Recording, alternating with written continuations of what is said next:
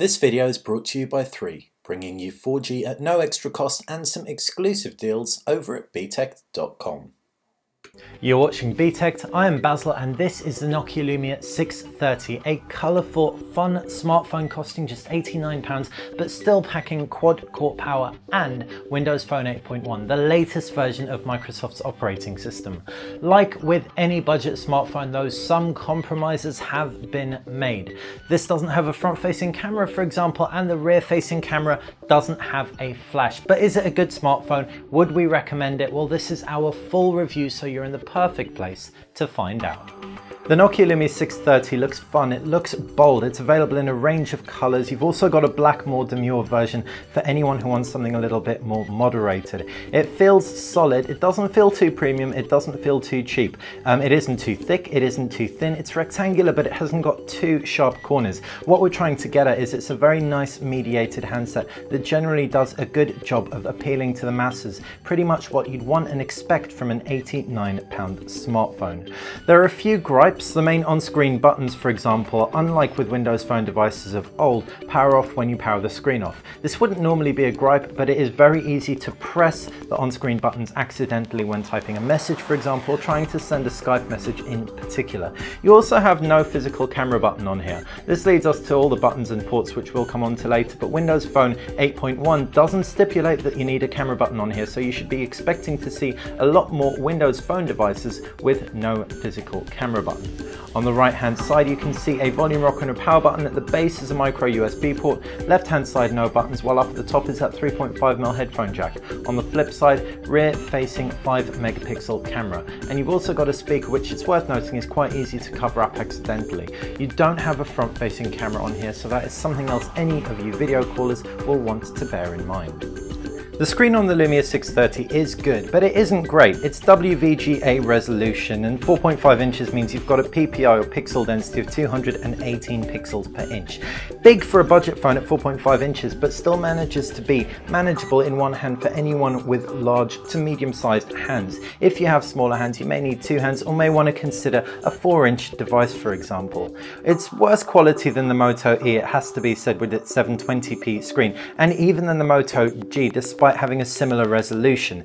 The reason being, colours look slightly neon by default. This is especially noticeable in the applications tray, as you can see. If we were to jump into the settings though, that's where we'd be able to tweak the custom colour balance and indeed change it to suit our tastes. So that's one saving grace for this device. Generally though, the lack of an ambient light sensor is the only other real bugbear. It means that you're going to have to manually adjust the brightness in order to tweak your brightness levels rather than let it do it all automatically, thus saving battery in the process. You might have just noticed that our wallpaper has changed. That's because this is Windows Phone 8.1 and you can do things like, yes, change wallpaper. If we're to jump into the settings, you can very easily see, jumping into Start Plus theme, we can choose a new photo for our wallpaper, jump into our camera roll, take a picture, say, of our muffins, and poppy seed muffins, tap the tick button. You can see it would have been quite easy to tap the Windows button rather than the tick, and we can jump back home and you can see, rather than have those flowers which we had earlier, we've got muffins in there. You can also see though the key UI is the same. You've got a start menu with all your live tiles on the left, albeit with smaller live tiles. You can now have rows of up to 6 live tiles on devices like this, and on the right hand side you've just got all your key applications. Finally, you have a pull down notifications tray and quick toggles tray, so that is something we are incredibly happy about, a beautiful centralized notification center.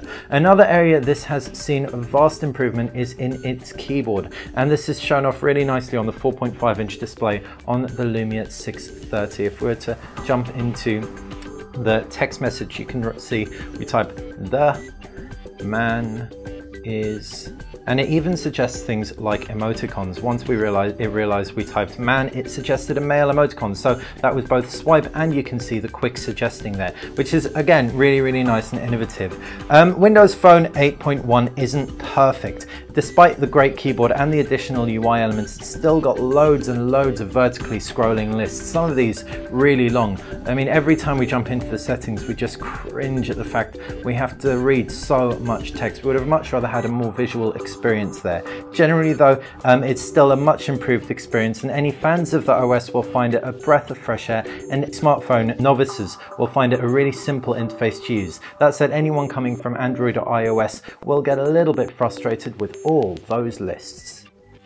The big screen means that the Nokia Lumia 630 is a very competent £89 portable media player. It supports applications like Netflix, for example, which means you can very quickly and easily access videos, movies on here. There isn't a native YouTube app made by Google or Microsoft even, but there are loads of third-party options that do a good job, and BBC iPlayer and ITV Player, for example, are also really decent. So pulling in closer to frame, you can see once it buffers appropriately, it actually doesn't look half bad. We definitely suggest you don't use the rear facing speaker. It is very tinny, and in addition it's easy to cover up when you hold the phone like so. So use that headphone jack, it is there for a reason. What's more, apps like Spotify and Xbox Music mean you can very easily get music content on here, and Nokia supplements it with Nokia's Mix Radio, again giving you free offline content out of the box.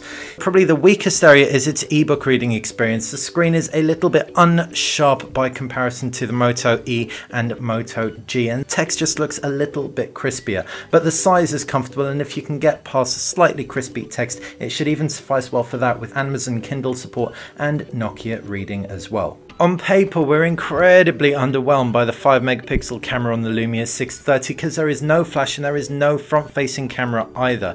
But this thing does have autofocus. It shoots very nice, sharp video and pictures as well. And the only thing that's really off with the pictures is white balance. What's really strong about it as well is a low light performance. In a relatively pitch black environment, we were able to actually get some really decent pictures from it, which impressed us no end. Now you can see very clear noise cancelling going on, so it's really softening the picture, but considering this is an £89 smartphone, we are absolutely fine with that. The video as well, shot at 720p 30 frames per second, looks perfectly respectable, and if you give this thing good lighting, it's going to perform even better with decent quality and amongst the best 5 megapixel camera in the price range. When it comes to games, it's the 512 megabytes of RAM that's really going to hit this thing the hardest. Sure, it plays back a whole load of games perfectly. In fact, all the games that you can install, it played back for us without any hitches, including the 3D Asphalt 8, for example, as well as the super simple Flappy Birds and Where's My Water, etc. But Mass Effect Infiltrator, Modern Combat 4, and more intensive games like that just won't even get a look in. So if you like gaming but aren't too fussed on it being the latest, greatest gaming device, then this might be right up your street. But if you're looking for a flagship competitor, it's pretty obvious at £89, not even the Lumia 630 can deliver. When it comes to performance, the 1.2 gig quad-core processor, Qualcomm Snapdragon 400, like we said, with a 512 megabytes of RAM, does a good job of powering everything along. The whole user interface is very smooth. You can very easily browse through the UI, and internet browsing is relatively snappy as well. About the only thing that really does slow it down other than gaming is image handling, and that's just going to take a second or so to open up the camera. Also, call quality is good for the price, so generally performance across the board gets a massive thumbs up. With 8 gigabytes of internal memory and microSD expandability under the hood, this thing offers great value for money and should have enough RAM for all of the applications that most people will want to install. You can also throw all your photos onto that microSD card as well as your HD videos too. It's got 2G, it's got 3G, it's got Bluetooth 4.0 and GPS, but it doesn't have 4G unfortunately, so there won't be any speedy web browsing. The fact that you can get the EE Kestrel for around £10 more, and that has 4G, the same quad-core Qualcomm Snapdragon 400 processor and 8 gigabytes of memory as well, means that anyone who's more into Android or really wants 4G would probably be better served with that. Having said that, if you really like the look and feel of the Nokia, you can definitely opt for the Lumia 635. What you can also expect on this thing are cool apps like Photo Beamer and all of Nokia's added services like Here Maps and Nokia Here Drive. The battery life on the Lumia 630 will easily get you through a full day with moderate use, and if you use it quite lightly, probably even 2 days. What you can also expect is power saving mode to let you squeeze a little bit more juice out of the phone. So that, my friends, has been our review of the Nokia Lumia 630. 630, a very good budget smartphone that will be perfect for first-time smartphone users and anyone who is a little bit more cost conscious, provided you don't want to do a lot of video calling or any for that matter, and you don't mind the fact there's 512 megabytes of RAM on here, so gaming might be hampered slightly. That said, you do still get a very good user experience in terms of the interface. It's also got great build quality, the latest version of Windows Phone, and the camera does do a very good job provided the lighting is good. What's more, you do get loads of value adds from Nokia that give you things like free offline maps and free offline music, which no other operating system gives you on a permanent basis. Hopefully you've enjoyed our review. If you've got any questions about the Lumia 630 or any other smartphone, ping them in the comments section below. If you did like the video, click like. If you like the channel in general, click subscribe. Head over to BTech. Over there you can find the latest in smartphones, tablets, smart gadgets, and some awesome deals as well.